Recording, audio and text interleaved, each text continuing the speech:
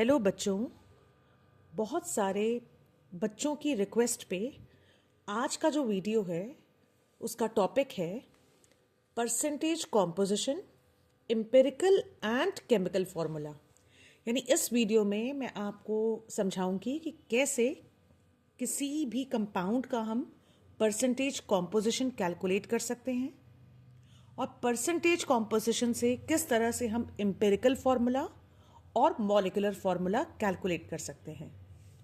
बच्चों, सबसे पहले जो सबसे ज़्यादा ज़रूरी चीज़ है वो ये है कि किसी भी एलिमेंट का परसेंटेज कैलकुलेट करने का फॉर्मूला, जैसा कि ये फॉर्मूला मैंने यहाँ लिखा है, percentage of an element in a compound. यानी किसी भी कंपाउंड में अगर एक एलिमेंट का परसेंटेज आपको जानना है कि उस कंपाउंड में उस एलिमेंट का कितना परसेंटेज प्रेजेंट है, तो उसको कैलकुलेट करने के लिए हम ये फॉर्मूला यूज करते हैं। फॉर्मूला क्या है? Total weight of that element in a compound divided by gram molecular weight of compound multiplied by 100। अब इस फॉर्मूले को समझने के लिए यहां मैंने एक एग्जाम्पल लिख रखा है। जैसे सपोज मैं सिलेक्ट करती हूं कंपाउंड सोडियम कार्बोनेट, और सोडियम कार्बोनेट में मुझे कैलकुलेट करना है परसेंटेज सोडियम। तो कैसे हम इस फॉर्मूले के यूज करें कि हम परसेंटेज सोडियम कैलकुलेट कर सकें? तो सबसे ज्यादा जरूरी चीज है बच्चों कि आपको जिस कंपाउंड के एलिमेंट का परसेंटेज कैलकुलेट करना है उस कंपाउंड के सभी कॉन्स्टिट्यूएंट एटम्स का आपको एटॉमिक मास आना चाहिए। जैसे सोडियम का एटॉमिक मास होता है 23, कार्बन का 12, ऑक्सीजन का 16। उसके बाद हम क्या करेंगे? सोडियम कार्बोनेट का मॉलिक्यूलर वेट कैलकुलेट करेंगे। तो आप सभी बच्चों को ये मॉलिक्यूलर वेट कैलकुलेट करना तो अच्छे से आता ही होगा। Sodium 23 multiplied by 2 plus carbon का 12, ऑक्सीजन 3 है तो 16 इंटू 3। अगर हम सबको ऐड कर दें तो हमारा आंसर आएगा 106। ऑलराइट, ओके बच्चों। अब मुझे परसेंटेज सोडियम कैलकुलेट करना है। इस फॉर्मूले के according total weight of that element in compound, यानी कि इस कंपाउंड में Na2CO3 में टोटल वेट ऑफ सोडियम कितना है, तो आप गौर करें यहां फॉर्मूले पे। Na2 इस हिस्से का वेट है 23 इंटू 2, यानी सोडियम का टोटल वेट हो गया 46। 46 हो गया total weight of that element in compound upon gram molecular weight of compound. Gram molecular weight of compound हो गया 106 डिवाइडेड बाय 106 मल्टीप्लाइड बाय 100। जब हम इसको कैलकुलेट करेंगे तो आंसर आएगा 43.4%। इसी तरह से अगर यहां मैं निकालना चाहूं परसेंटेज ऑक्सीजन इन Na2CO3, इसके लिए मुझे क्या चाहिए? Weight of total weight of oxygen. आप फॉर्मूले पे गौर करें और आप ये देखें कि ऑक्सीजन है O3। ये रहा ऑक्सीजन का वेट जो कि है 48 upon total weight of compound 106 multiplied by 100। अगर हम इसको सॉल्व करते हैं तो लगभग आंसर आता है 45.3%। इसी तरह से अगर आपसे कहा जाए कि आप परसेंटेज कार्बन कैलकुलेट करें, परसेंटेज कार्बन, इसी कंपाउंड में परसेंटेज कार्बन कैलकुलेट करें, टोटल वेट ऑफ कार्बन। अब आप देखें, यहां गौर करें, फॉर्मूले में कार्बन कितना है? सिर्फ सिंगल है ना ये कार्बन, उसका वेट है 12। ऑलराइट, 12 अपॉन टोटल वेट हो गया 106 मल्टीप्लाइड बाई 100। तो इसका आंसर लगभग आता है 11.3%। अगर सारे कंपोनेंट्स का आप ऐड करते हैं वेट, ये total it is equals to almost 100%। इस तरह से हम किसी भी कंपाउंड में, दिए गए कंपाउंड में, उसके कॉन्स्टिट्यूएंट एलिमेंट्स का परसेंटेज कॉम्पोजिशन कैलकुलेट कर सकते हैं। अगर आपको ये चीज़ क्लियर हो गई हो तो बच्चों वीडियो को लाइक ज़रूर करिएगा और सब्सक्राइब ज़रूर करिएगा। और अब हम पढ़ने जा रहे हैं कि अगर हमें परसेंटेज कॉम्पोजिशन किसी कंपाउंड का पता हो तो हम कैसे उसका एम्पिरिकल फॉर्मूला कैलकुलेट कर सकते हैं। एम्पिरिकल फॉर्मूला कैसे कैलकुलेट करें, उसके लिए सबसे पहले मैं एक बहुत ही बेसिक सा एग्जाम्पल आपको समझाती हूँ। ये रहा मेरा एग्जाम्पल नंबर 1। क्वेश्चन कहता है कि an organic compound contains 82.75% carbon and 17.25% hydrogen, find the empirical formula of compound. ये बहुत ही बेसिक सा क्वेश्चन है बच्चों। अब एम्पिरिकल फॉर्मूला कैलकुलेट करने के लिए सबसे सिंपल तरीका जो होता है वो है एक टेबल ड्रॉ करना। हम टैबुलर पैटर्न इसको बोलते हैं, टैबुलर पैटर्न यूज करना एम्पिरिकल फॉर्मूला कैलकुलेट करने के लिए। टैबुलर पैटर्न, अब क्या है टैबुलर पैटर्न, चलिए उसको समझते हैं।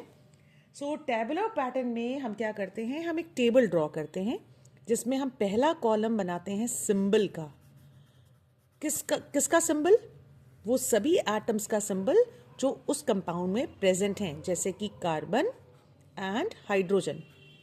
दूसरा कॉलम हम बनाते हैं परसेंटेज का। परसेंटेज का कौन सा परसेंटेज? हर उस एटम का परसेंटेज जो आपके सवाल में दिया है। जैसे कार्बन का परसेंटेज दिया है 82.75 और हाइड्रोजन का परसेंटेज दिया है 17.25। थर्ड कॉलम हम बनाते हैं एटॉमिक मास या एटॉमिक वेट। ऑलराइट, हम इन एटम्स का एटॉमिक वेट यहां लिखते हैं। कार्बन का एटॉमिक वेट है 12, हाइड्रोजन का एटॉमिक वेट है 1।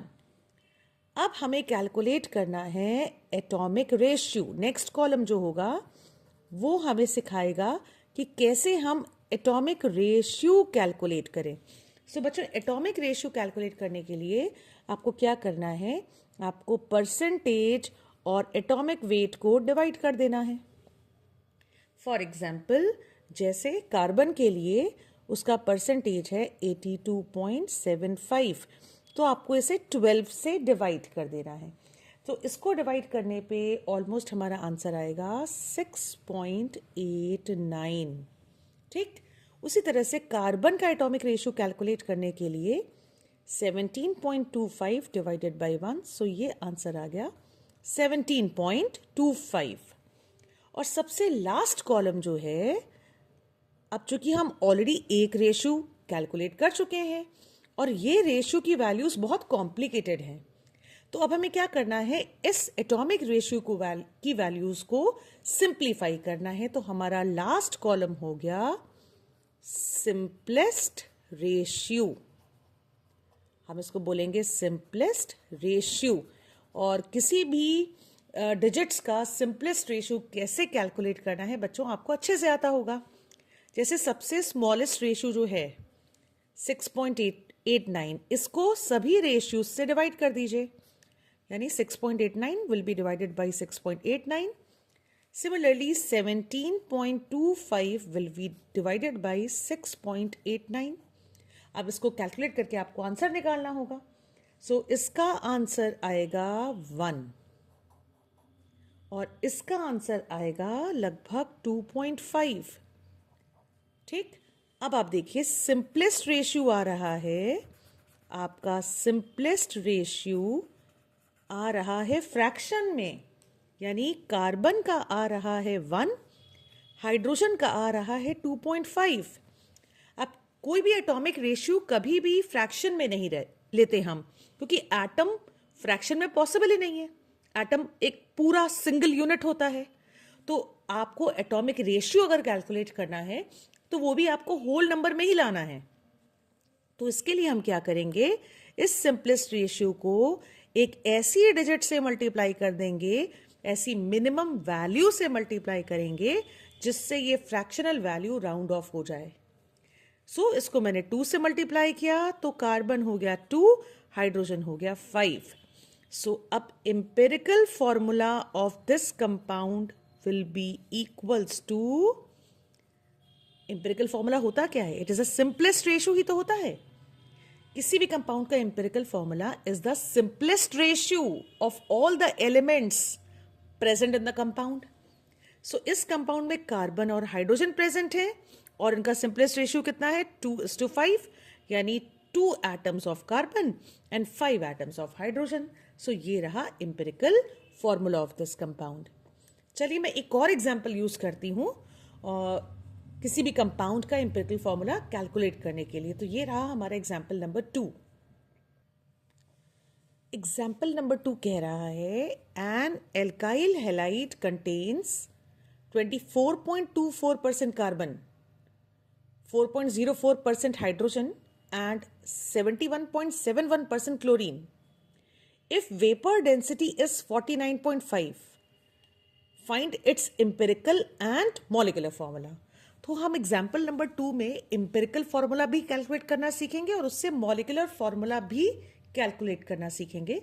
सो जैसा कि मैंने एग्जाम्पल नंबर 1 में आपको टैबुलर पैटर्न समझाया है, वही टेबल यहाँ मैंने रेडी कर रखा है आप लोगों के लिए. चलिए इसको फटाफट फिलअप करते हैं. सो हमारे कंपाउंड में 3 एलिमेंट्स हैं. एक है कार्बन, दूसरा हाइड्रोजन और तीसरा है क्लोरीन. कार्बन का परसेंटेज दिया है 24.24%, हाइड्रोजन का 4.04 और क्लोरीन का 71.71. अब फटाफट इनके एटॉमिक वेट लिख लें. कार्बन का होता है 12, हाइड्रोजन का 1, क्लोरीन का होता है 35.5. अब एटॉमिक रेशियो कैलकुलेट करते हैं, that is percentage upon atomic mass. So 24.24 upon 12, तो इसका आंसर आएगा लगभग 2.02 और 4.04 upon 1 that is 4.04 only and 71.71 upon 35.5. सो ये भी आएगा लगभग 2.02. अब सिंपलेस्ट रेशियो निकालना है क्योंकि एम्पिरिकल फॉर्मूला क्या होता है, जो एटम्स कंपाउंड में प्रेजेंट हैं उनका सिंपलेस्ट रेशियो ही एम्पिरिकल फॉर्मूला है. तो इसके लिए हमें सिंपलेस्ट रेशियो निकालना है और सिंपलेस्ट रेशियो निकालने के लिए जो सबसे छोटी वैल्यू ऑफ एटॉमिक रेशियो है उससे सभी रेशियोज को डिवाइड कर देंगे. So 2.02 divided by 2.02 equals to 1. 4.04 divided by 2.02 that is equals to 2. 2.02 divided by 2.02 that is equals to 1. So बच्चों एम्पिरिकल फॉर्मूला इस कंपाउंड का बना C1H2Cl1, जिसको हम सिंपली CH2Cl भी लिख सकते हैं. अब एम्पिरिकल फॉर्मूला निकल गया और हमें दिया है वेपर डेंसिटी और हमें कहा गया है कि मॉलिक्यूलर फॉर्मूला भी कैलकुलेट करना है. तो चलिए अब हम देखते हैं कि कैसे वेपर डेंसिटी से हम फर्दर एम्पिरिकल फॉर्मूले से होते हुए मॉलिक्यूलर फॉर्मूले तक पहुंच सकते हैं. हाँ तो बच्चों एम्पिरिकल फॉर्मूला से मॉलिक्यूलर फॉर्मूला तक पहुंचने के लिए हमें एक बैरियर क्रॉस करना है जिसका नाम होता है एन फैक्टर. ये एन फैक्टर हम कैसे कैलकुलेट करते हैं, ये होता है ratio molecular weight of the compound upon empirical formula wait. मैं फिर से रिपीट करती हूं, एम्पिरिकल फॉर्मूला से मॉलिक्यूलर फॉर्मूला तक पहुंचने के लिए जो हमारे पास फॉर्मूला होता है that is empirical formula multiplied by n factor. N factor कैसे कैलकुलेट करते हैं, that is equals to molecular weight upon empirical formula weight. अब इस क्वेश्चन में मॉलिक्यूलर वेट तो दिया नहीं है, हमें दिया है वेपर डेंसिटी.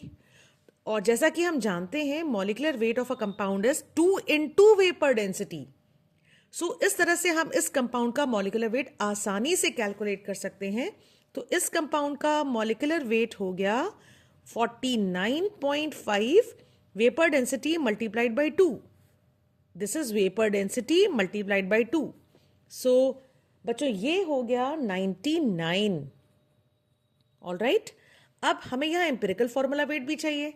तो इस कंपाउंड का एम्पिरिकल फॉर्मूला वेट अगर हम कैलकुलेट करें, so carbon 12 plus 1 into 2 plus 35.5, सो ये आएगा 49.5. सो एन फैक्टर इस कंपाउंड का हो गया, अगर मैं वैल्यूज सब्सटीट्यूट करूं, मॉलिक्यूलर वेट हो गया इसका 99 अपॉन एम्पिरिकल फॉर्मूला वेट हो गया 49.5. सो एन फैक्टर आ गया 2. अब molecular formula is equals to empirical formula multiplied by n factor होता है. एम्पिरिकल फॉर्मूला है CH2Cl multiplied by 2. So formula हो गया C2H4Cl2. आई होप बच्चों आपको ये एग्जाम्पल क्लियर हुआ होगा.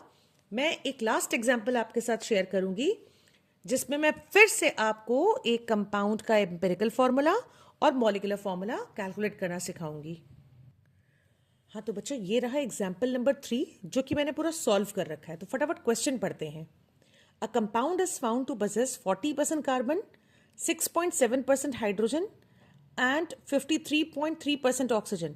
अच्छा एक चीज मैं आपको और बता दूं, कई बार सवाल में ऑक्सीजन नहीं दिया होता, ठीक है, और आपको एक हिंट दे दी होती है कि there is a compound that contains carbon, hydrogen, oxygen and it contains 40% carbon and 6.7% hydrogen, और ऑक्सीजन को मेंशन नहीं किया जाएगा. तो उस वक्त आप क्या करेंगे, कार्बन और हाइड्रोजन के परसेंटेज को ऐड करके 100 से माइनस कर देंगे तो ऑक्सीजन निकल आएगा. ठीक है, तो आगे सवाल कहता है its vapour density is 30, then find its empirical and molecular formula. Tabular format जैसे हम लोग यूज करते हैं, आपको सिखाया मैंने. पहला कॉलम सिंबल, दूसरा percentage, atomic weight, atomic ratio which is equals to percentage upon atomic weight, and last है सिंपलेस्ट रेशियो. तो ये हो गया कार्बन, हाइड्रोजन, ऑक्सीजन, उनके परसेंटेज, उनके एटॉमिक वेट, और इस तरह से हम एटॉमिक रेशियो कैलकुलेट करेंगे. 40/12, 40 percentage upon 12 atomic weight, 6.7 percentage, 1 atomic weight, 53.3 percentage upon atomic wait 16. तो कैलकुलेट करने पे इनकी वैल्यूज 3.3, 6.7, 3.3 रिस्पेक्टिवली आती हैं.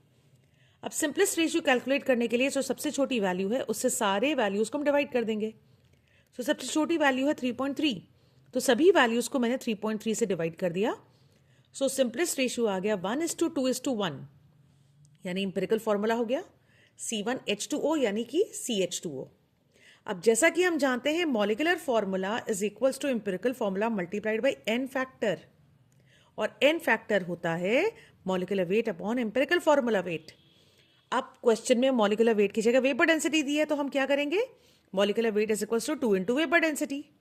सो मॉलिक्यूलर वेट हो गया 60, और आप इंपेरिकल फॉर्मूला वेट कैलकुलेट कर लेंगे. तो 60/30, n फैक्टर आ गया 2. सो इस फॉर्मूले में n की वैल्यू रखते ही हमें मॉलिक्यूलर फॉर्मूला मिल गया C2H4O2. सो इस तरह से परसेंटेज कॉम्पोजिशन अगर दिया हो तो हम किसी भी कंपाउंड का इंपेरिकल फॉर्मूला और मॉलिक्यूलर फॉर्मूला कैलकुलेट कर सकते हैं.